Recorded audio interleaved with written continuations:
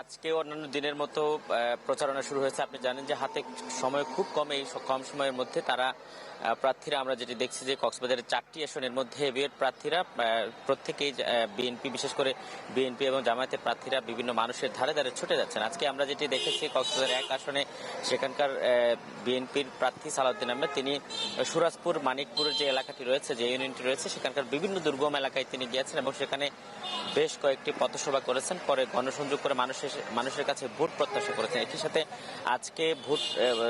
আজকে পথসভার সময় বিভিন্ন তার সাথে কিন্তু তার ছেলেও যোগ দিয়েছিলেন আজকে, এবং আমরা সেখানকার জামায়াতের প্রার্থী তারও প্রচারণা দেখতে পেয়েছি চকরিয়ার বিভিন্ন এলাকায়। এবং অন্যদিকে কক্সবাজারের 2 আসন কুতুবদিয়া এবং মহেশখালী, এর মধ্যে আমরা যেটি দেখেছি আজকে ধানের শীষের যিনি প্রার্থী আলমগীর মাহমুদুল্লাহ ফরিদ, তার একটি জনসভা রয়েছে এবং সেই জনসভা উপলক্ষে আজকে সকাল থেকেই বিভিন্ন তৎপরতা আমরা দেখতে পেয়েছি। কিছুক্ষণের মধ্যে সেটি শুরু হবে। এবং অন্যদিকে কক্সবাজার 3 আসনের প্রার্থীরাও বিভিন্ন দুর্গম যে এলাকাগুলোতে তারা এখন পর্যন্ত পৌঁছতে পারেনি, সেখানে তারা পৌঁছানোর চেষ্টা করছেন এবং এমনও দেখা গেছে যে একই জায়গার মধ্যে তারা বেশ কয়েকবার করে যাচ্ছেন, যাতে করে তারা সহজেই জিতে আসতে পারেন। এবং একইভাবে বিএনপির প্রার্থী যেমনভাবে প্রত্যাশী, জামায়াতের যিনি প্রার্থী তিনি অত্যন্ত আশাবাদী যে এবারের ভোটে তিনি জিততে পারবেন। এবং কক্সবাজার 4 আসন যেটি উখিয়া এবং টেকনাফ আসন, এই আসনে আমরা বিএনপির প্রার্থীরও আজকে কয়েকটি পথসভা রয়েছে, তিনিও বেশ কিছু জায়গা গিয়েছেন, বিশেষ করে টেকনাফ সহ। এবং জামায়াতের প্রার্থী আনোয়ারি, তারও আজকে